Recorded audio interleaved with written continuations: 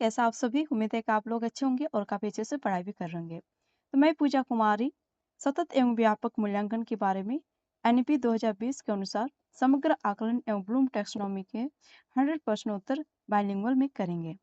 इसमें व्याख्या सहित रहेगी। समग्र आकलन होलिस्टिक असेसमेंट ब्लूम टैक्सोनॉमी के 6 स्तरों पर आधारित प्रश्न रहेंगे। परीक्षा शिक्षकों, विद्यार्थियों एवं प्रतियोगी परीक्षाओं के लिए उपयोगी होगी। परीक्षा की बेहतर तैयारी के लिए महत्वपूर्ण होगी। कक्षा में प्रभावी शिक्षण और आकलन में सहायक होगी। साथ में जेटेट और सीटेट के लिए भी काफी उपयोगी होगी। ठीक है,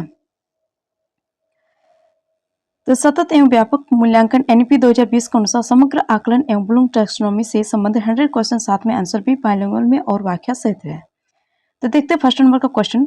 सतत एवं व्यापक मूल्यांकन सीसीई का मुख्य उद्देश्य क्या है? तो what is the main objective of continuous and comprehensive evaluation CCE? तो इसका उत्तर क्या हो जाएगा? विद्यार्थियों के सर्वांगीण विकास का आकलन करना, to assess the all round development of student. ठीक है, एक्सप्लेनेशन में कि सीसीई के अंतर्गत विद्यार्थियों के शैक्षणिक और सह शैक्षणिक दोनों पक्षों का मूल्यांकन किया जाता है। ठीक है, शैक्षणिक जो शिक्षा के साथ साथ किया जाता है, फिर दूसरा विद्यार्थियों के शैक्षणिक और जो सह शैक्षणिक होता है, दोनों पक्षों का क्या करेंगे? मूल्यांकन करेंगे। ठीक है, जो शिक्षा के साथ साथ जैसे एक्सरसाइज हो गया, खेल कूद हो गया, ये सारे क्या हो गया? शिक्षा के साथ साथ सह शैक्षणिक हो गया। ठीक है, तो दोनों पक्षों का मूल्यांकन किया जाता है, जिनसे उनके समग्र व्यक्तित्व विकास होगा, यानी होलिस्टिक डेवलपमेंट का पता चलता है। क्वेश्चन नंबर 2 का देखेंगे कि सीसी में सतत कंटिन्यूस यानी शब्द का क्या अर्थ है? तो what does the term continuous signify in CCE? तो इसका जवाब हो जाएगा मूल्यांकन की निरंतरता और नियमितता, regularity and continuity in evolution.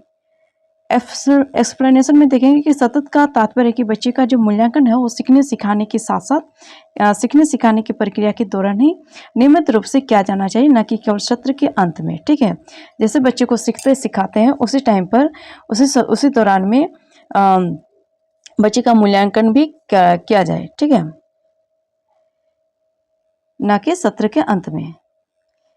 Question number 3 का देखेंगे कि व्यापक कॉम्प्रिहेंसिव मूल्यांकन का क्या अर्थ है? तो प्रश्न 3 में देखेंगे व्हाट डज कॉम्प्रिहेंसिव एवल्यूएशन मीन? तो इसका जवाब हो जाएगा शैक्षिक और शैक्षणिक क्षेत्रों का आकलन, असेसमेंट ऑफ बोथ क्या है? स्कॉलस्टिक एंड को स्कॉलस्टिक। ठीक है, को स्कॉलस्टिक एरियाज।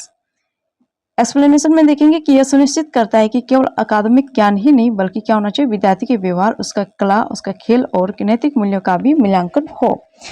क्वेश्चन नंबर 4 का देखेंगे सीसीई में योगात्मक मूल्यांकन समेटिव असेसमेंट ऐसे का मुख्य कार्य क्या है?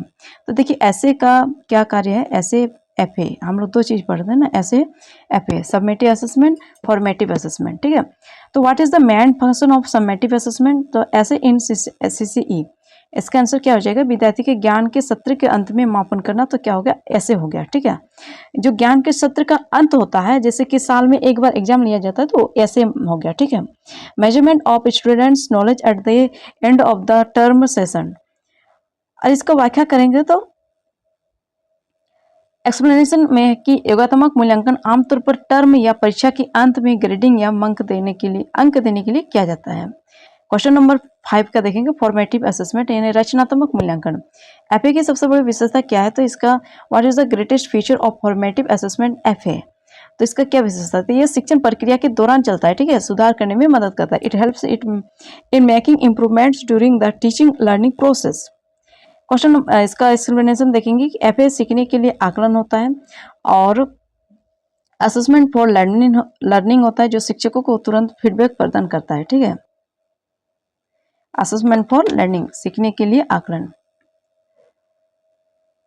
क्वेश्चन नंबर 6 का देखेंगे कि सीसी के तहत सह शैक्षणिक और स्कॉलस्टिक क्षेत्र में किसका मूल्यांकन किया जाता है? तो व्हाट इज इवैल्यूएटेड अंडर को स्कॉलस्टिक एरिया इन सीसी? तो इसका जवाब हो जाएगा जीवन कौशल, दृष्टिकोण और मूल्य। ठीक है, life skills, attitudes and values होगा। इसका व्याख्या में क्या है कि इसके तहत शारीरिक स्वास्थ्य, कला, शिक्षा, साहित्यिक गतिविधियां और सामाजिक गुणों का आकलन किया जाता है। ठीक है, क्वेश्चन नंबर 7 का देखेंगे कि क्या सीसी बच्चों में परीक्षा के तनाव को कम करने में सहायक है? तो जो सीसी ये है तो बच्चों में परीक्षा के तनाव को कम करने में सहायक है। तो इस CC helpful in reducing examination stress in children? तो क्या होगा? ये हाँ होगा। ठीक है, ये हाँ होगा। निरंतर मूल्यांकन से अंतिम परीक्षा का भारी दबाव कम हो जाता है। जब हम लगातार उसका मूल्यांकन करते रहते हैं, जैसे सप्ताह में टेस्ट लेते हैं, जैसे पढ़ते पढ़ाते ही क्वेश्चन पूछ देते हैं, तो इससे क्या हो जाता है, बच्चों का जो भारी दबाव होता है वो कम हो जाता है। जैसे कि हम अभी पढ़ाई, इसके बारे में आपको पूछेंगे कि सीसी क्या है, एफए क्या है, ऐसे क्या है, तो ये मूल्यांकन के दौरान यानी क्या करते हैं, पढ़ाई के दौरान ही हम मूल्यांकन कर लेते हैं। तो इस प्रकार से जो मूल्यांकन किया जाता है तो उसमें बच्चे के दिमाग में बैठता चला जाता है। फिर ये चीज़ जो परीक्षा का दबाव होता है, परीक्षा का भारी होता है, वो कम पड़ता है। जिससे सीखने की प्रक्रिया क्या होती है, आनंददायक बन जाता है। ठीक है, आनंददायक बनती है। क्वेश्चन नंबर सतत एवं व्यापक मूल्यांकन की शुरुआत, यानी क्वेश्चन नंबर 8 है कि सतत एवं व्यापक मूल्यांकन की शुरुआत किस शैक्षिक नीति के तहत की गई थी। तो under which education policy was CC introduced. तो राष्ट्रीय शिक्षा नीति 1986 के बाद में आरटी 2009 द्वारा लागू, नेशनल पॉलिसी ऑन एजुकेशन 1986 में। ठीक है, क्वेश्चन नंबर इसका वाक्य क्या है कि इस नीति के तहत मूल्यांकन को रटने की प्रणाली से मुक्त कर सतत बनाने पर जोर दिया गया था। ठीक है, note running. Question number 9, CC में ग्रेडिंग प्रणाली, ग्रेडिंग सिस्टम का उपयोग क्यों किया जाता है। तो why is the grading system used in CC. तो अंकों के कारण होने वाली अस्वस्थ प्रतिस्पर्धा को रोकने के लिए, to prevent unhealthy competition caused by marks. तो ग्रेडिंग प्रणाली विद्यार्थियों के बीच तुलनात्मक तनाव को कम करती है और उनके वास्तविक प्रदर्शन को क्या करती है, दर्शाती है। क्वेश्चन नंबर 10 का देखेंगे कि एक शिक्षक के रूप में सीसी आपके लिए किस प्रकार लाभदायक है। तो एक शिक्षक के रूप में सीसी आपके लिए किस प्रकार लाभदायक है। तो how is CC beneficial for you as a teacher.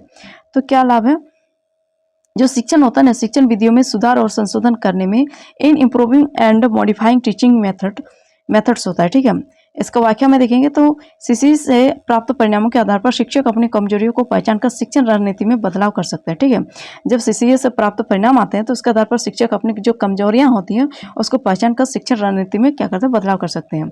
Note में कि द रिमेनिंग क्वेश्चन से will follow the same riggers bilingual structure design for comprehensive assessment mapping. Question number 11 का है कि सतत मूल्यांकन का सर्वाधिक महत्वपूर्ण पहलू कौन सा है। तो what is the most important aspect of continuous evolution. तो बच्चे के सीखने में आ रही कठिनाइयों को पहचान करना, identifying the difficulties in a child's learning. ठीक है, अब निरंतर मूल्यांकन से क्या होता है, शिक्षक को यह पता चलता है कि बच्चा कहाँ अटक रहा है और उसे किस प्रकार का उपचारात्मक, किस प्रकार का रिमेडियल टीचिंग चाहिए, ये कहाँ चाहिए, किसकी आवश्यकता है। तो इस सारी चीज़ों के बारे में उन्हें पता चल जाता है। क्वेश्चन नंबर 12 का देखेंगे, शैक्षणिक को स्कॉलरशिप असेसमेंट का मुख्य लक्ष्य क्या है। तो शैक्षणिक मूल्यांकन यानी को स्कॉलरशिप का मूल्यांकन लक्ष्य क्या है। तो इसका मूल्यांकन लक्ष्य क्या होगा, what is the main goal of को स्कॉलरशिप असेसमेंट। तो विद्यार्थियों का सर्वांगीण विकास होना चाहिए, ऑलराउंड डेवलपमेंट ऑफ स्टूडेंट। व्याख्या में कि यह सुनिश्चित करता है कि छात्र केवल किताबी कीड़ा न बने बल्कि इनमें सामाजिक, भावनात्मक, शारीरिक कौशल भी विकसित हो। क्वेश्चन नंबर 13 का देखेंगे, निम्नलिखित में से कौन सा सीसी का उपकरण नहीं है। तो दत्त कार्य या फिर परियोजना कार्य, अंतिम लिखित परीक्षा, पोर्टफोलियो। तो क्या हो जाएगा, अंतिम लिखित परीक्षा वाला हो जाएगा ना। Which is of the following is not a tool of CC. अंतिम लिखित परीक्षा हो जाएगा फाइनल रिटन एग्जामिनेशन। तो सीसी में केवल एक बार होने वाले अंतिम परीक्षा को सर्वोपरि नहीं माना जाता, बल्कि सतत उपकरणों या पोर्टफोलियो प्रोजेक्ट्स पर बल दिया जाता है। ठीक है, पोर्टफोलियो होता क्या है, तो जो बच्चे का गतिविधि होता है, जो डेली की बेस पर जैसे कैसे पढ़ाई की जाती है, तो उसके आधार पर जो क्या बोलते हैं, एक बायोडाटा उसका जो डेटा बनता है, तो उसको क्या कहते हैं, पोर्टफोलियोज। ठीक है, क्वेश्चन नंबर 14 का देखेंगे कि सीसी प्रणाली में व्यापकता और कॉम्प्रिहेंसिवनेस को कैसे मापा जाता है। तो देखिए 14 नंबर का क्वेश्चन है, how is the comprehensiveness measured in the CC system. तो इसका आंसर हो जाएगा कि संज्ञानात्मक, भावनात्मक और मनोगम्यात्मक डोमेन का मूल्यांकन करके, by evaluating cognitive, affective and psychomotor domains. ठीक है, अब देखिए इसका व्याख्या, शिक्षा केवल दिमाग तक सीमित नहीं है, ये दिल, भावनाओं और हाथों से भी जुड़ी होती है। ठीक है, शिक्षा जो केवल होता है क्या दिमागी ज्ञान से नहीं होता है, और ये बल्कि क्या होता है, भावनाओं से, जो हमारे इमोशनल है, जो हमारे हाथ है, जो हमारे कुशल है, उनसे भी जुड़ा होता है। क्वेश्चन नंबर 15 का देखेंगे, आकलन असेसमेंट और मूल्यांकन एवल्यूएशन में क्या अंतर होता है। ठीक है, ये वेरी इंपॉर्टेंट क्वेश्चन है, बहुत सारे एग्जाम में आते हैं, इसको ध्यान में रखना है। What is the main difference between assessment and evaluation. तो आकलन सीखने की प्रक्रिया में जो सुधार के लिए होता है, जबकि मूल्यांकन अंतिम स्थिति जानने के लिए होता है। ठीक है, assessment is for process improvement, evaluation is for determining final worth. ठीक है, व्याख्या में कि आकलन एक प्रक्रिया है फॉर्मेटिव, जबकि मूल्यांकन इस प्रक्रिया का निर्णय है, सबमेटिव है। ठीक है, क्वेश्चन नंबर 16 का देखेंगे, सीसी में रिपोर्ट कार्ड कैसा होना चाहिए। तो सीसी में रिपोर्ट कार्ड कैसा होना चाहिए, how should the report card be in CC, गुणात्मक और सुधारात्मक होना चाहिए, क्वालिटेटिव एंड करेक्टिव होना चाहिए। ठीक है, इसमें रिपोर्ट कार्ड में केवल अंक नहीं होने चाहिए, बल्कि बच्चे के व्यक्तित्व और प्रगति का विस्तृत विवरण होना चाहिए, फीडबैक होना चाहिए। ठीक है, क्वेश्चन नंबर 17 का देखेंगे, विद्यालय आधारित मूल्यांकन स्कूल बेस्ड असेसमेंट सीसी का हिस्सा क्यों है। तो इसका क्या हो जाएगा, why school based assessment a part of CC. तो क्योंकि शिक्षक बच्चे को बाहरी परीक्षा से बेहतर जानता है, और because the teacher knows the child better than an external examiner. तो व्याख्या में क्या है कि वह मूल्यांकन को अधिक प्रमाणिक, निष्पक्ष और बच्चे के स्वाभाविक परिवेश के करीब बनाता है। ठीक है, क्वेश्चन नंबर 18 का देखेंगे, अवलोकन ऑब्जर्वेशन सतत मूल्यांकन का एक प्रभावी टूल क्यों माना जाता है। तो इसका 18 में जो इंग्लिश में देख रहे थे कि why is observation considered an effective tool of continuous evaluation. तो इसमें क्या हो जाएगा, ये बच्चे के स्वाभाविक व्यवहार को पकड़ता है और it captures the nature behaviour of the child. अवलोकन के माध्यम से शिक्षक बच्चे की कक्षा में भागीदारी, सहपाठियों के साथ संबंध और दृष्टिकोण का आसानी से आकलन कर सकता है। क्वेश्चन नंबर 19 का देखेंगे, स्व आकलन यानी सेल्फ असेसमेंट सीसी में क्यों महत्वपूर्ण है। Why is self assessment important in CC. तो इसका जवाब हो जाएगा, ये विद्यार्थियों में मेटाकोग्निशन यानी अधिगम के प्रति जागरूकता को क्या करता है, विकसित करता है। It develops metacognition in students. ठीक है, जब छात्र अपना मूल्यांकन खुद करते हैं तो वे अपनी गलती को पहचानते हैं और आत्मनिर्भर बनते हैं। क्वेश्चन नंबर 20 का देखेंगे कि सीसी के संदर्भ में सी का अर्थ है। तो सी का क्या अर्थ है, कंटिन्यूस, कंटिन्यूस होगा ना।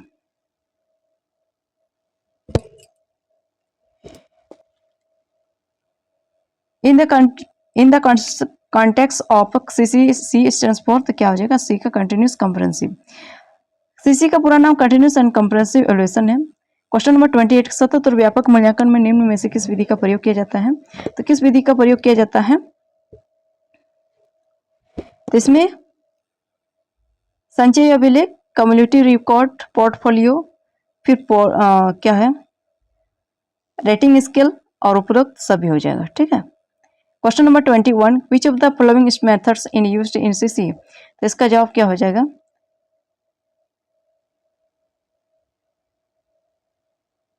वही वाला है ना। ये सभी उपकरणों सीसी के अभिन्न अंग है जो बच्चे के विभिन्न कौशलों का रिकॉर्ड रखने में मदद करते हैं। तो सीसी के अनुसार शिक्षक की भूमिका होनी चाहिए। तो क्या भूमिका होनी चाहिए, according to CC the role of a teacher should be, एक सुविधा यानी सुविधादाता फैसिलिटेटर के रूप में, एज ए फैसिलिटेटर। ठीक है, बाल केंद्रित है जहां शिक्षक ज्ञान देने वाले के बजाय बच्चे को सीखने में मदद करने वाले फैसिलिटेटर की भूमिका निभाता है। छात्रों के ज्ञान, समझ और अनुप्रयोग का आकलन करने के लिए सीसी में सबसे उपयुक्त विधि कौन सी है।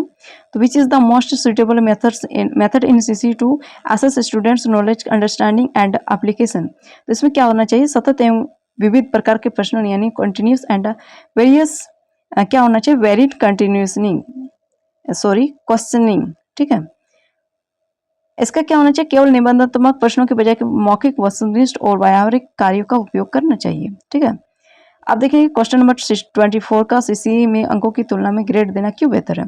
Why is giving grades instead of marks better in CC. तो ये अंकों के दबाव को कम करता है और सीखने को प्रोत्साहित करता है। It reduce the pressure of marks and encourage learning. तो इसमें क्या होता है, ए या बी ग्रेड प्राप्त करना 75% 80% के बीच तनाव से मुक्त करता है। ठीक है, क्वेश्चन नंबर 25 का देखेंगे, सीसी लागू होने से शिक्षकों के कार्यभार, वर्कलोड पर क्या प्रभाव पड़ा है। What effect has the implementation of CC had on the workload of A teachers. तो क्या होता है, इसमें कार्यभार बढ़ा है लेकिन शिक्षण अधिक सार्थक हुआ है। Workload has increased but teaching has become more meaningful. ठीक है, व्याख्या में क्या है कि सीसी में शिक्षकों को लगातार बच्चों की प्रगति का रिकॉर्ड रखना पड़ता है, जो एक विस्तृत कार्य है। यदि कोई छात्र शैक्षणिक गतिविधियों में कमजोर है तो शिक्षक को क्या करना चाहिए। If students is weak and co selective activities, what should that teacher do. तो क्या करना चाहिए, उसे प्रोत्साहित करना चाहिए, प्रोत्साहित करके अभ्यास कर देने चाहिए। Encourage the students and provide opportunities to practise. ये गतिविधियां जन्मजात नहीं होती, इन्हें अभ्यास और प्रेरणा से सीखा जा सकता है। ठीक है, आप देखेंगे सतत मूल्यांकन विद्यार्थियों को कैसे प्रेरित करता है। How does continuous evolution motivate students. छोटे लक्ष्य की प्राप्ति से through the achievement of small goals. व्याख्या में क्या है कि जब छात्र देखते हैं कि हर इकाई के बाद उनकी प्रगति मापी जा रही है तो वे निरंतर अध्ययन के लिए प्रेरित होते हैं। ठीक है, जब बच्चे को ये पता चलता है कि उनके जो हर एक जो जवाब होते हैं, कोई जवाब का क्या होता है, मापन हो रहा है, तो वो बच्चे क्या करते हैं, अपने आप में सुधार करने लगते हैं। ठीक है, क्वेश्चन नंबर 28 का देखें, क्या सीसी के अंतर्गत शारीरिक शिक्षा फिजिकल एजुकेशन का मूल्यांकन अनिवार्य है? Is evolution of physical education mandatory under CC? तो इसका जवाब क्या हो जाएगा? हाँ, जो शारीरिक स्वास्थ्य और खेलकूद सह शैक्षणिक विकास के प्रमुख स्तंभ है। क्वेश्चन नंबर 29 का पोर्टफोलियो क्या है और सीसी में कैसे मदद करता है? What is portfolio and how does it help in CC? तो इसका क्या जवाब है? छात्र के कार्यों का संग्रह जो उनकी प्रगति को दर्शाता है। It is a collection of students work that shows there progress. तो इसका वाक्य क्या हो जाएगा? किसी विशेष अवधि में छात्र द्वारा किए गए सर्वश्रेष्ठ कार्यों का प्रमाण होता है। ठीक है, क्वेश्चन नंबर 30 में सतत मूल्यांकन का सर्वाधिक लाभ यह है कि the greatest advantage of continuous evolution is that शिक्षण और मूल्यांकन एक साथ चलते हैं। Teaching and evolution go and hand in hand. ठीक है, क्वेश्चन इसका फिर व्याख्या देखेंगे। एक्सप्लेनेशन में यह मूल्यांकन को एक अलग गतिविधि न मानकर सीखने की प्रक्रिया का ही हिस्सा अपनाता है। क्वेश्चन नंबर 31 का देखेंगे कि व्यापक मूल्यांकन कंप्रेहेंसिव एवल्यूशन में निम्नलिखित में से कौन सा डोमेन शामिल नहीं है? Which of the following domain is not included in comprehensive evolution? ठीक है,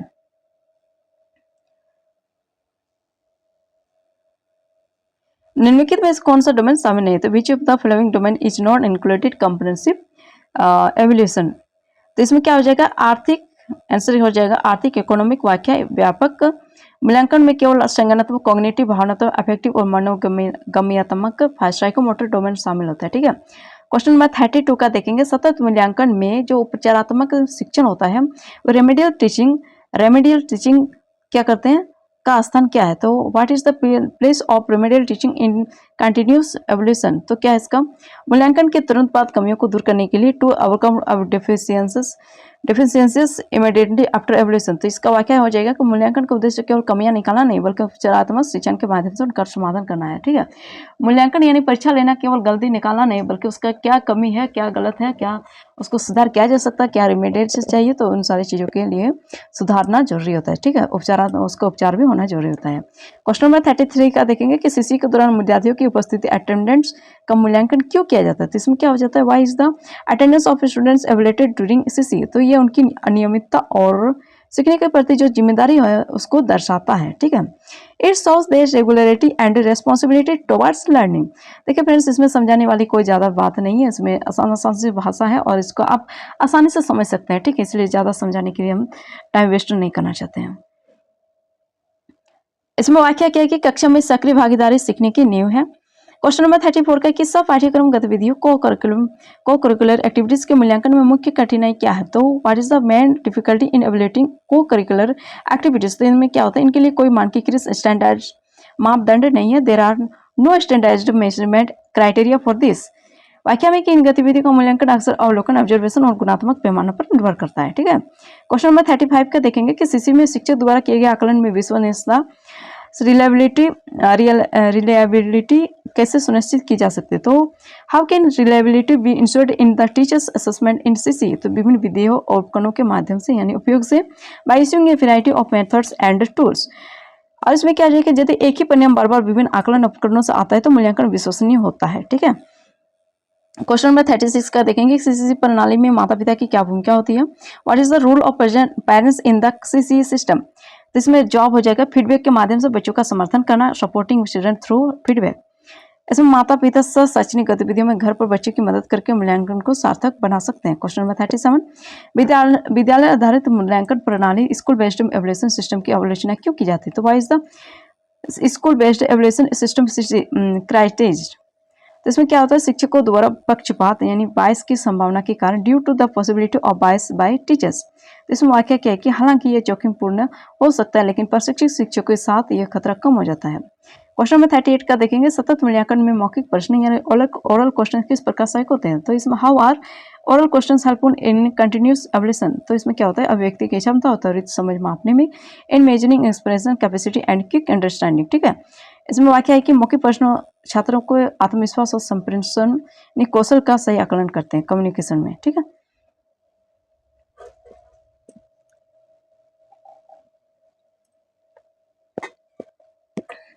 क्वेश्चन नंबर 39 में सीसी में निदान डायग्नोसिस का क्या अर्थ है? तो इसमें क्या अर्थ है? What does diagnosis mean in CC? तो सीखने में आ रही कठिनाई के कारणों का पता लगाना, finding out the causes of learning difficulties. तो इसमें वाक्य क्या है कि ये इलाज से पहले बीमारी को पहचानने जैसा है, जिसके बाद ही उपचारात्मक शिक्षण संभव है। ठीक है, जिस प्रकार से एक डॉक्टर इलाज से पहले बीमारी को पहचान करते हैं, फिर इसका क्या करते हैं? उपचार करते हैं। ठीक है, क्वेश्चन नंबर 40 में देखेंगे सीसी के संदर्भ में मूल्यांकन का मुख्य उद्देश्य क्या होता है, इसमें क्या उद्देश्य होता है। ठीक है, तो what is the main purpose of evaluation in context of CCE? तो इसमें अधिगम स्तर में सुधार और गुणवत्ता बढ़ाना, improving learning levels and enhancing quality. तो व्याख्या में कि मूल्यांकन का लक्ष्य मात्र फेल पास करना नहीं, बल्कि क्या होता है? इसके सीखने के स्तर को ऊपर उठाना है। अब देखेंगे ब्लूम टेक्सोनोमी का। तो ब्लूम टेक्सोनोमी के अनुसार शैक्षिक उद्देश्यों के कितने भागों में विभाजित किया गया है? तो according to Bloom taxonomy into how many parts are educational objective divided? तो इसको कितने भागों पर बांटा गया है? तो 3 में, डोमेन, संज्ञानात्मक, भावनात्मक और मनोगम्य। ठीक है, डीसीएपी क्या है? डी से डोमेन में, 3 डोमेन में, तो संज्ञानात्मक, भावनात्मक और मनोगम्य था। ठीक है, तो affective, cognitive, affective and psychomotor. अगर कैप को याद रखेंगे तो याद हो जाएगा। ठीक है, कैप से इसको याद रख सकते हैं, कॉग्निटिव, अफेक्टिव और साइकोमोटर। टोपी, सी से कॉग्निटिव, ए से अफेक्टिव, एंड साइकोमोटर। इसका व्याख्या क्या है कि ब्लूम के अनुसार शिक्षा का उद्देश्य ज्ञान में होना चाहिए, मस्तिष्क में होना चाहिए, भावना यानी दिल से होना चाहिए, शारीरिक कौशल यानी शरीर का विकास करने के लिए होना चाहिए। ठीक है, यानी जो ज्ञान है मस्तिष्क से है, जो भावना है दिल से है, और जो शारीरिक कौशल है वो शरीर से क्या होना चाहिए? विकास होना चाहिए। इस प्रकार से शिक्षा का ये उद्देश्य ब्लूम के अनुसार। बेंजामिन ब्लूम का अपनी टैक्सोनॉमी कब प्रस्तुत की थी? तो when did Benjamin Bloom presents his taxonomy?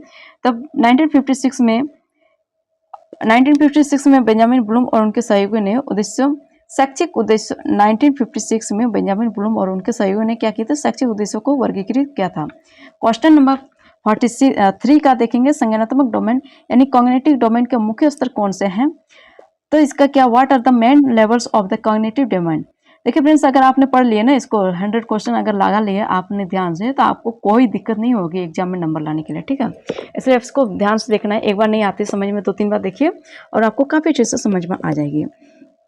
हाँ, अगर आपको मेरे नोट्स चाहिए तो ये सारे जितने भी क्वेश्चंस बनाए तो ये सारे चाहिए तो आपको इस नंबर पे आपको व्हाट्सएप मैसेज करना है, 903131 होगा। ठीक है,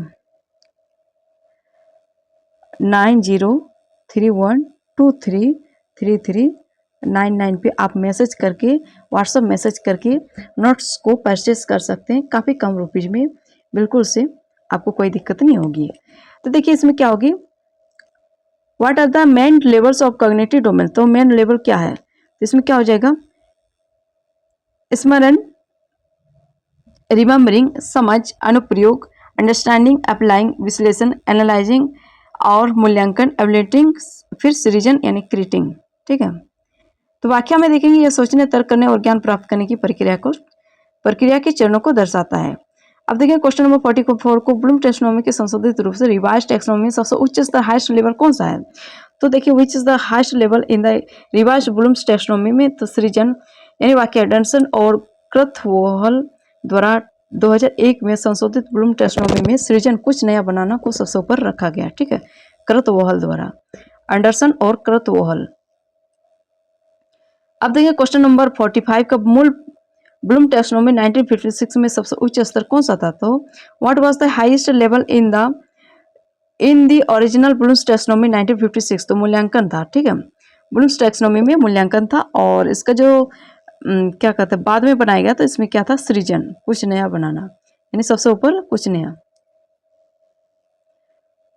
और इसमें ब्लूम्स टेक्सोनोमी के द्वारा क्या था?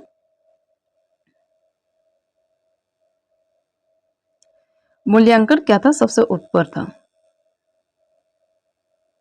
क्वेश्चन नंबर 46 का देखेंगे,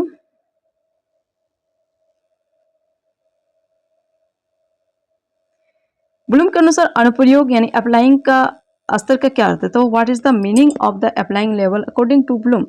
सीखे गए ज्ञान का नई परिस्थिति में उपयोग करना है। जो सीखे हैं उस ज्ञान को अब नई परिस्थिति पर कैसे उपयोग करेंगे? Using knowledge in new situation, तो इसका जब छात्र गणित के सूत्र को वास्तविक जीवन की समस्या को सुलझाने में लगाते हैं तो वे अनुप्रयोग कर रहे होते हैं। ठीक है, यदि कोई छात्र तथ्यों या परिभाषाओं को केवल याद करता है तो वो ब्लूम के किस स्तर पर है? तो if a student merely memorize facts of definition, at which level of Bloom is he she? इसका जवाब क्या हो जाएगा? स्मरण। ठीक है, रिमेम्बरिंग। वाक्य, यह सबसे निम्न स्तर का संज्ञानात्मक कौशल है जो केवल जानकारी को वापस यानी याद रिकॉल करने पर आधारित है। क्वेश्चन नंबर 48 का देखेंगे, विश्लेषण। एनालाइजिंग स्तर पर छात्र क्या करते हैं? तो what do students do at the analysing level, तो इसमें जानकारी को टुकड़ों में क्या करते हैं? तोड़कर उनके संबंध को समझाते हैं। Breaking information into parts to understand their relationship, इस स्तर पर छात्र कारणों, निष्कर्षों और तथ्यों के बीच के संबंधों की जांच करते हैं। ठीक है, क्वेश्चन नंबर 49 में देखेंगे, ब्लूम टेक्सोनोमी के मूल्यांकन एवल्यूएटिंग स्तर से आप क्या समझते हो? What do you understand by the evaluating level of Bloom's taxonomy, तो तार्किक आधार पर निर्णय लेना या राय देना। Making judgments based on criteria and standards होगा। ठीक है, किसी वाद विवाद में किसी बात के पक्ष या विपक्ष में तर्क देना मूल्यांकन का उदाहरण है। क्वेश्चन नंबर 50 का देखेंगे, भावनात्मक डोमेन अफेक्टिव डोमेन किससे संबंधित है? What does the affective domain relate to, तो भावनाएं, दृष्टिकोण और मूल्य, इमोशंस, एटीट्यूड्स एंड वैल्यूज। वाक्य में कि यह डोमेन छात्रों के संवेदी विकास, सहानुभूति और नैतिक मूल्यों से जुड़ा होता है। क्वेश्चन नंबर 51 का कि ब्लूम की टेक्सोनोमी में मनोगम्यात्मक डोमेन, साइकोमोटर डोमेन का क्या अर्थ है? तो इसका क्या हो जाएगा? What is the meaning of the psychomotor domain in Bloom's taxonomy, तो शारीरिक कौशल और क्रियात्मक क्षमताएं होगी, physical skill and motor abilities होगा। ठीक है, इसमें लिखना, तैरना, चित्र बनाना या कोई यंत्र चलाना शामिल है, या जहां पर क्या होता है? मस्तिष्क और मांसपेशियों का समन्वय होता है। क्वेश्चन नंबर 52 का देखेंगे, संशोधित ब्लूम टेक्सोनोमी 2001 में संश्लेषण सिंथेसिस को किस नाम से जाना जाता है?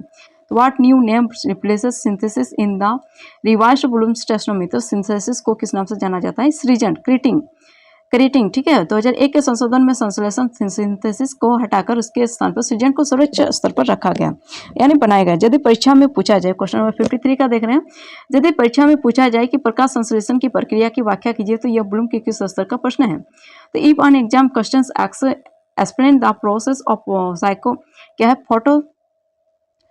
Photosynthesis to which level of Bloom does it belong, तो क्या हो जाएगा? ये समझ पर, अंडरस्टैंडिंग। ठीक है, व्याख्या करना, एक्सप्लेनेशन यह दर्शाता है कि छात्र ने विषय को अपने शब्दों में समझ लिया है। क्वेश्चन नंबर 54 का देखेंगे कि ब्लूम के संज्ञानात्मक स्तर का सही क्रम क्या है? तो what is the correct sequence of Bloom's cognitive levels, तो इसमें क्या होना चाहिए? ज्ञान से समझ, अनुप्रयोग, विश्लेषण, मूल्यांकन, सृजन, पुराने और नए क्रम का मिश्रण है। ठीक है, तो क्या क्या है फ्रेंड? देखिए, ज्ञान है, पहला ज्ञान है, फिर समझ आ गया, समझ के बाद फिर इसका उपयोग करेगा, फिर इसका विश्लेषण करेगा, फिर इसका मूल्यांकन करेंगे, फिर इसका सृजन करेंगे, यानी पुराने और नए क्रम का मिश्रण है। वाक्य में कि यह क्रम सरल से जटिल की ओर बढ़ता है, याद करने से शुरू होकर निर्माण करने तक की यात्रा होती है। क्वेश्चन नंबर 55 का देखेंगे, सृजन। क्रिएटिंग के स्तर के विकास के लिए विद्यार्थियों को किस प्रकार के कार्य दिए जाने चाहिए? What kind of task should be given to students for the development of the creating level? परियोजना निर्माण, मौलिक लेखन और designing, project creation, original writing and designing. इन कार्यों में छात्रों को स्वतंत्र रूप से नए विचारों को जोड़ने और एक नया उत्पाद बनाने की स्वतंत्रता होती है। ठीक है, इसका अब देखिए क्वेश्चन नंबर 56 का, गणित में किसी समस्या को हल करने का फॉर्मूला खोजना या याद करना ब्लूम के किस स्तर में आएगा? तो ये फाइंडिंग और memorising a formula to solve a math problem falls under which level of Bloom, तो क्या होना चाहिए? क्या होगा? ये स्मरण बेट। ठीक है, रिमेम्बरिंग में आएगा। सूत्र को रटना या याद करना ज्ञान के पुनरावृत्ति स्तर का कार्य है। क्वेश्चन नंबर 57 का, ब्लूम की टेक्सोनोमी में विश्लेषण एनालिसिस का उदाहरण क्या है?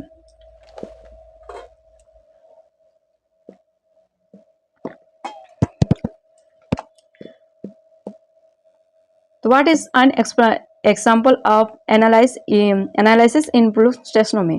तो कारण और प्रभाव के बीच संबंध खोजना है। फाइंडिंग क्या है? Finding relationship between cause and effect. वाक्य में की एक्सप्लेनेशन, जब छात्र किसी कहानी के मुख्य पात्र के व्यवहार के कारणों की पहचान करते हैं तो वे विश्लेषण कर रहे होते हैं। ठीक है, क्वेश्चन नंबर 58 का देखेंगे, एक कला शिक्षक छात्र को मिट्टी से एक नया खिलौना बनाने के लिए कहता है, यह ब्लूम के किस डोमेन और स्तर का उदाहरण है?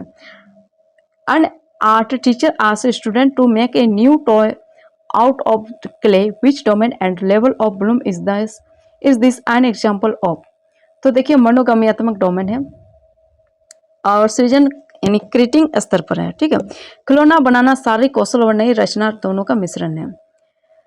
अब देखिए क्वेश्चन नंबर 59 का मूल ब्लूम टैक्सोनॉमी के जनक बेंजामिन ब्लूम था, लेकिन संशोधित Bloom taxonomy revised Bloom's taxonomy के मुख्य श्रेय किसको जाता है? तो किसको जाता है? While Benjamin Bloom is the father of the original Bloom's taxonomy, to whom does the credit for the revised Bloom's taxonomy primarily go? तो लॉरिस एंडरसन और डेविड क्रॉथवॉल को। ठीक है,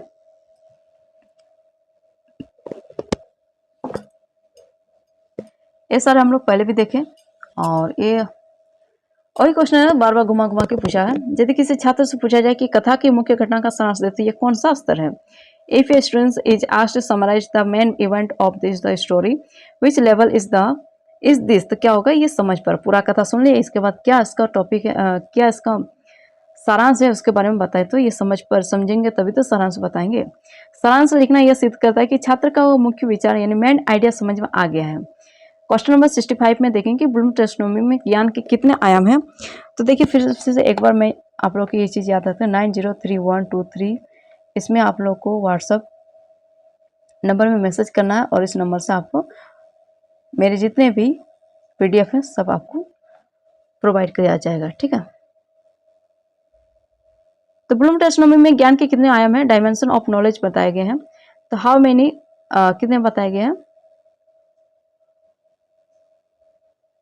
4। ठीक है, तथ्यात्मक, वैचारिक, प्रक्रियात्मक और metacognitive. For factual, conceptual, procedural and metacognitive. निम्नलिखित में से कौन सा ब्लूम के संज्ञानात्मक डोमेन का स्तर नहीं है? तो देखिए आज्ञा पालन, ये वाली नहीं होगी। ठीक है, which of the following is not a level of Bloom's cognitive domains? तो क्या होगा? आज्ञा पालन। ऑबिडियंस, आज्ञा पालन भावनात्मक डोमेन से जुड़ा हो सकता है लेकिन यह संज्ञानात्मक स्तर का हिस्सा नहीं है। क्वेश्चन नंबर 67 का देखेंगे, एक विज्ञान शिक्षक द्वारा छात्रों से हवा और पानी के प्रदूषण में अंतर बताने के लिए कहना ब्लूम किस स्तर का प्रश्न है? ब्लूम के किस स्तर का प्रश्न है? तो asking students to tell the difference between air and water pollution by a science teacher in is a question of which Bloom's level. तो क्या हो जाएगा फ्रेंड? इसमें विश्लेषण एनालाइजिंग होगा। ठीक है, अंतर बताना। डिफरेंशिएट कंटेस्ट हो जाएगा। ठीक है, विश्लेषणात्मक कौशल जिसमें दो चीजों के बीम पहलुओं की तुलना करनी पड़ती है। क्वेश्चन नंबर 68 का देखेंगे, ब्लूम टैक्सोनॉमी को सीखने के क्षेत्र के आधार पर कितने भागों में बांटा गया? तो ब्लूम्स टैक्सोनॉमी इज क्या है? Divided into how many parts based on learning domains. तो 3 डोमेन में केप के आधार पर याद रखेंगे, कॉग्निटिव, अफेक्टिव और साइकोमोटर। ठीक है, यदि कोई छात्र कक्षा में शांति बैठता है और शिक्षक की बात ध्यान से सुनता है तो ये भावनात्मक डोमेन के किस स्तर में आता है? तो if a student sits quickly in क्या है? Quietly in class and listens to the teacher and attentively under which level of the affective domain does this fall? तो इसमें क्या होगा? ध्यान देना, रिसीविंग, अटेंडिंग होगा। वाक्य में एक्सप्लेनेशन में भावनात्मक डोमेन का पहला स्तर किसी जानकारी या घटना के प्रतिक्रियाशील होगा, रिसेप्टिंग होना है। ठीक है, मूल्यांकन में क्वेश्चन नंबर 70 का देखेंगे, मूल्यांकन यानी इवैल्यूएटिंग स्तर के अंतर्गत आने वाले महत्वपूर्ण शब्द कौन से हैं? तो what are the important verb that fall under the evaluating level? तो आलोचना करना, बचाव करना, निर्णय देना या जांचना। क्रिटिक, डिफेंड, जज, चेक। तो ये सभी क्रिया किसी वस्तु या विचार के वैल्यू को रखने के लिए तार्किक निर्णय की मांग करती है। हाँ, क्वेश्चन नंबर 71 में देखेंगे कि ब्लूम टैक्सोनॉमी की मूल प्रति में संज्ञानात्मक स्तर कितने थे? How many cognitive levels were there in the original version of Bloom's taxonomy? तो इसमें कितने थे? 6। मूल प्रति में भी स्तर 6 ही थे। ज्ञान, बोध, अनुप्रयोग, विश्लेषण, संश्लेषण और मूल्यांकन, केवल नाम और शीर्ष क्रम में परिवर्तन किया गया है। क्वेश्चन नंबर 72 का, ब्लूम के अनुसार संश्लेषण सिंथेसिस स्तर का अर्थ क्या था? What was the meaning of synthesis level according to Bloom? तो विभिन्न तत्वों को जोड़कर एक नया ढांचा या संपूर्ण विचार बनाना। कंबाइनिंग एलिमेंट्स और to form a coherent word और न्यू पैटर्न। यह रचनात्मकता, क्रिएटिविटी से जुड़ा है जहां बिखरी हुई जानकारियों को मिलाकर एक अनूठी प्रस्तुति दी जाती है। क्वेश्चन नंबर 73 का, ब्लूम टैक्सोनॉमी इस शिक्षा के क्षेत्र में क्यों महत्वपूर्ण है?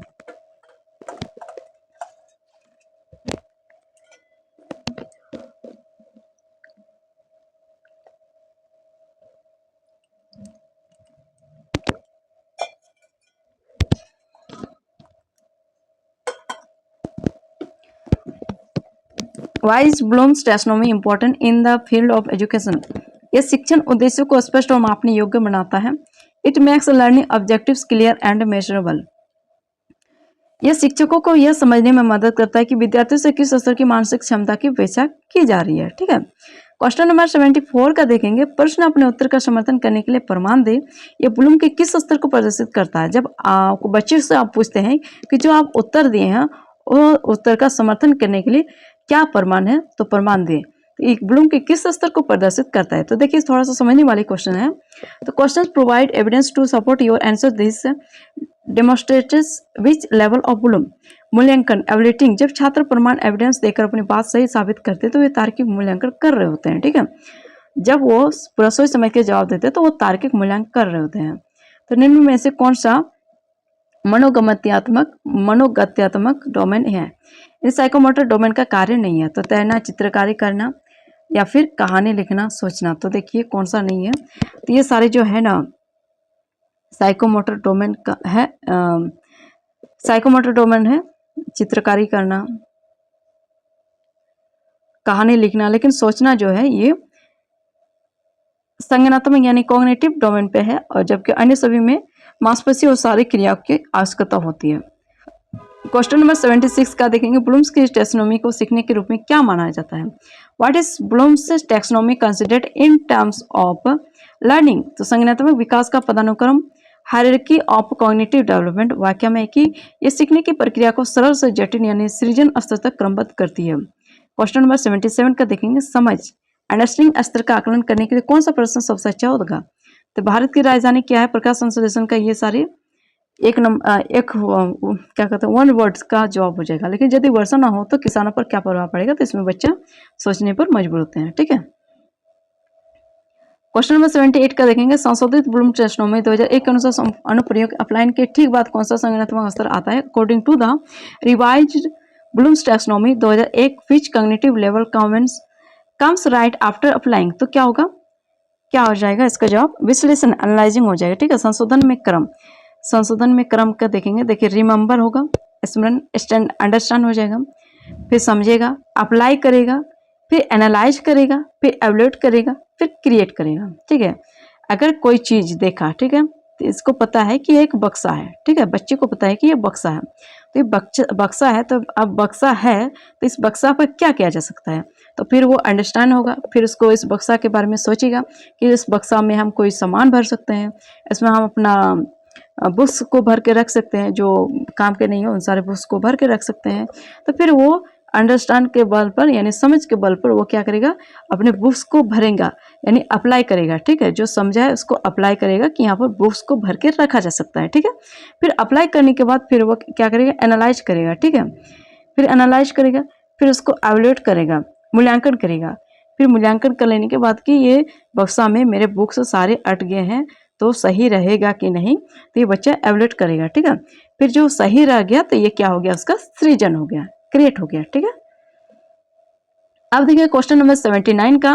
ब्लूम्स टैक्सोनॉमी के अंतर्गत शिक्षा के उद्देश्य का वर्गीकरण किसके लिए दिशा निर्देश प्रदान करता है? तो the classification of education objectives under Bloom's taxonomy provides guidelines for whom. तो शिक्षकों और पाठ्यक्रम निर्माताओं के लिए, for teachers and curriculum developers. तो ये शिक्षकों को प्रभावी पाठ योजना यानी लेसन प्लान बनाने में, मूल्यांकन को उद्देश्यों के अनुरूप सेट करने में क्या करता है? मदद करता है।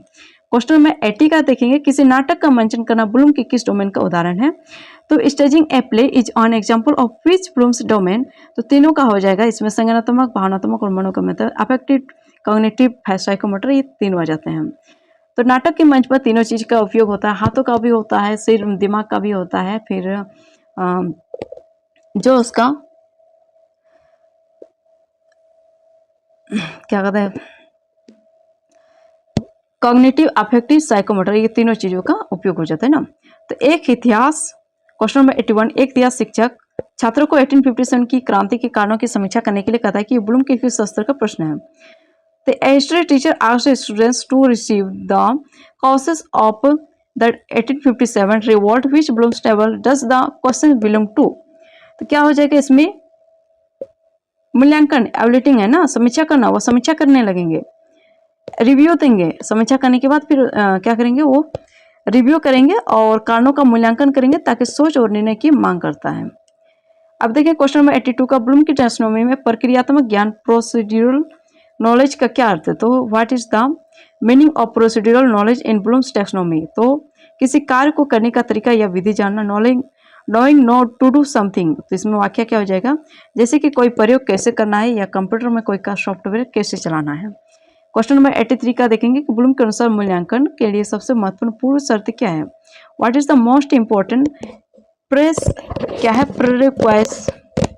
Requisite for evaluation according to Bloom. तो इसमें क्या हो जाएगा कि विषय की स्पष्ट समझ और विश्लेषण क्षमता, clear understanding of the subject and analytical ability होगा जा, ठीक है। जब तक छात्र तथ्यों को समझेंगे नहीं और उनका विश्लेषण नहीं करेंगे तब तक कि वे निष्पक्ष और सही मूल्यांकन नहीं कर सकते। हाँ, अब देखें क्वेश्चन नंबर 84 का ब्लूम के टैक्सोनॉमी में सबसे निम्नतम स्तर लोएस्ट लेवल कौन सा है?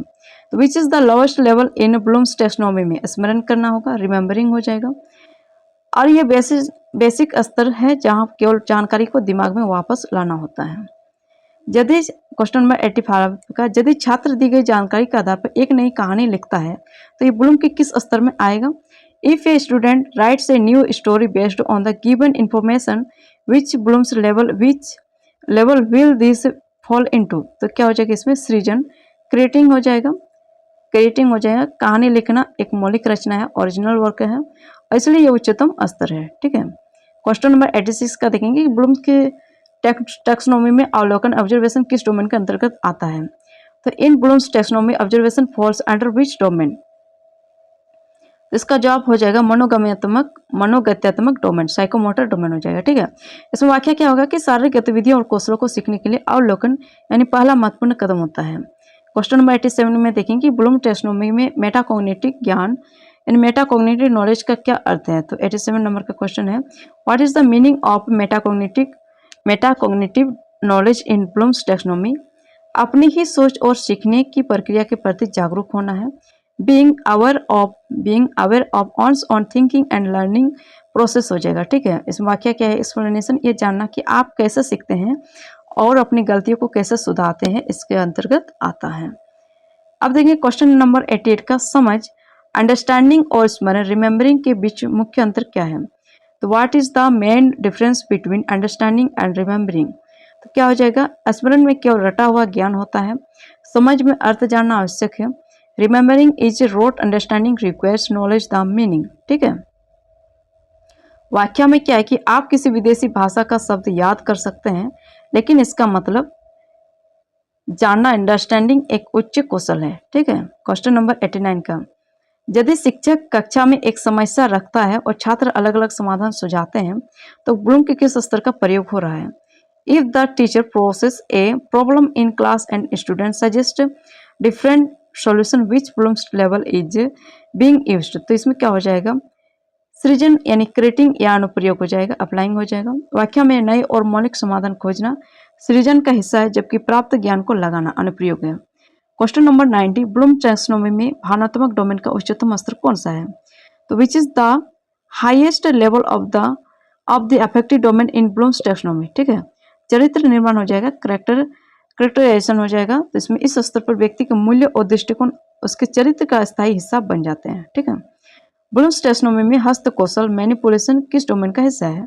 Manipulation is a part of which domain in Bloom's taxonomy? तो मनोगत्यात्मक डोमेन यानी साइकोमोटर डोमेन होगा। और इसमें वाक्य हो जाएगा कि इसमें उपकरणों को ठीक से संभालने या शारीरिक क्रिया को करने की क्षमता शामिल है, ठीक है।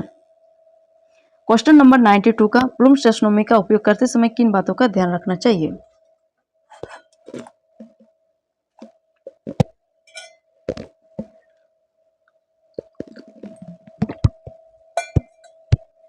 What things should be kept in mind while using Bloom's taxonomy? उद्देश्यों के अनुसार शिक्षण और आकलन के स्तर का संतुलन हो, ठीक है। There should be a balance of teaching and assessment levels according to objectives. वाक्य में कि एक्सप्लेनेशन में सभी प्रश्न केवल याद करने वाले नहीं होने चाहिए बल्कि छात्रों में आलोचनात्मक सोच भी विकसित करनी चाहिए। आप देखेंगे क्वेश्चन नंबर 93 का एक संगीत शिक्षक छात्रों को एक नया गीत गाने का निर्देश देता है। ब्लूम के किस स्तर पर जोर दिया जा रहा है? A music teacher students to sing a new song which Bloom's level is being emphasis. इसका जवाब हो जाएगा मनोगत्यात्मक डोमेन, साइकोमोटर और सृजन, क्रिएटिंग। ठीक है, गायन एक शारीरिक कौशल है और एक नया गीत प्रस्तुत करना सृजन है। क्वेश्चन नंबर 94 में क्या ब्लूम्स टेक्सोनोमी का स्तर सभी उम्र के छात्रों पर लागू होता है? Does the level of Bloom's taxonomy apply to students of all age? हाँ, लेकिन स्तर की जटिलता उम्र के अनुसार बदलती है। Yes, but the complexity change according to age. छोटे बच्चों के लिए स्मरण और समझ को मुख्य होता है, जबकि बड़े छात्रों में विश्लेषण और सृजन पर जोर दिया जाता है। ठीक है, क्वेश्चन नंबर 95 में ब्लूम्स टेक्सोनोमी के अनुसार ज्ञान के कितने प्रकार होते हैं? How many types of knowledge are there according to Bloom's taxonomy? तो 4 प्रकार के होते थे, तथ्यात्मक, प्रक्रियात्मक और मेटाकॉग्निटिव। ठीक है, तथ्यात्मक, वैचारिक, प्रक्रियात्मक और मेटाकॉग्निटिव, 4 टाइप्स। क्वेश्चन नंबर 96 प्रश्न में है कि अपने शब्दों में कहानी का अंत बदले। ब्लूम की किस संरचनात्मक स्तर का उदाहरण है? Change the ending of story in your own words. This is an example of which cognitive level of Bloom. तो क्या है ये? सृजन, क्रिएटिंग, कुछ क्रिएटिंग करेंगे ना। व्याख्या में कि कहानी का नया अंत लिखना एक मौलिक और रचनात्मक कार्य है। क्वेश्चन नंबर 97 का ब्लूम टेक्सोनोमी में विश्लेषण स्तर की पहचान करने के लिए सामान्यतः किन शब्दों का प्रयोग किया जाता है? तो which words are generally used to identify the analysis level in Bloom's taxonomy? तो क्या होगा? तुरंत, तुलना करना, अंतर करना, जांच करना, वर्गीकरण होगा। कि कंपेयर, कंस्ट्रक्ट, एग्जामिन, क्लासीफाई हो जाएगा। ये क्रिया यह मांगती है कि छात्र पूरी जानकारी को अलग अलग हिस्सों में बांटकर जांचें। क्वेश्चन नंबर 98 ब्लूम्स टेक्सोनोमी को सीखने की प्रक्रिया का एक खाका ब्लूप्रिंट क्यों माना जाता है? तो why is Bloom's taxonomy considered a blueprint for learning process? क्योंकि यह शिक्षण लक्ष्य और मूल्यांकन के बीच संबंध स्थापित करता है। Because it established A connection between teaching goals and assessment. तो वाक्य में कि यह शिक्षकों को यह सुनिश्चित करने में मदद करता है कि उन्होंने जो पढ़ाया है उसका मूल्यांकन सही स्तर पर हो रहा है कि नहीं। ठीक है, क्वेश्चन नंबर 99 का देखें, क्या ब्लूम के डोमेन एक दूसरे से स्वतंत्र है? Are Bloom's domains independent of each other? नहीं, वे आपस में जुड़े हुए हैं। No they interconnected. किसी भी जटिल कार्य जैसे नाटक करना में मस्तिष्क, भावना और शारीरिक क्रियाएं एक साथ करती है। अब देखिए क्वेश्चन नंबर 100 ब्लूम की टेक्सोनोमी में मूल्यांकन एवल्यूएटिंग स्तर का महत्व क्या है? What is the importance of evaluating level in Bloom's taxonomy? यह छात्रों को सूचनाओं की सत्यता और गुणवत्ता रखने में क्या करता है? सक्षम बनाता है। It enables students to verify the truth and quality of information। वाक्य में कि विद्यार्थियों को अंधविश्वास से होने से बचाता है और उन्हें आलोचनात्मक विचारक यानी क्रिटिकल थिंकर बनाता है। ठीक है, जिसका जवाब ये होगा। तो ठीक है फ्रेंड्स, कैसे लगे आप लोग को? जब मेरी आशा है कि आप लोग को बहुत ही अच्छा लगा होगा ये वीडियो और आपके लिए परीक्षा में बहुत उपयोगी होगी। और चाहे आप सीटेट का दे रहे हैं या जेटेट का या फिर कोई भी अदर टेट एग्जाम दे रहे हैं जहाँ पर आपको मनोवैज्ञानिक से संबंधित क्वेश्चन आते हैं, जहाँ से ब्लूम से संबंधित क्वेश्चन आते हैं, तो इससे काफ़ी आप लोग को हेल्पफुल होगी और आपके एग्जाम बेहतर होंगे। और ठीक है, दूसरे वीडियो में फिर से मिलेंगे और इस तब तक जाते जाते सब्सक्राइब भी कर लीजिए, शेयर भी कर लीजिए और कमेंट में अपना राय जरूर व्यक्त कीजिए ताकि हमें मोटिवेट मिलती रहे। और फिर मिलेंगे दूसरे वीडियो के साथ। फिर से आपको धन्यवाद। ठीक है।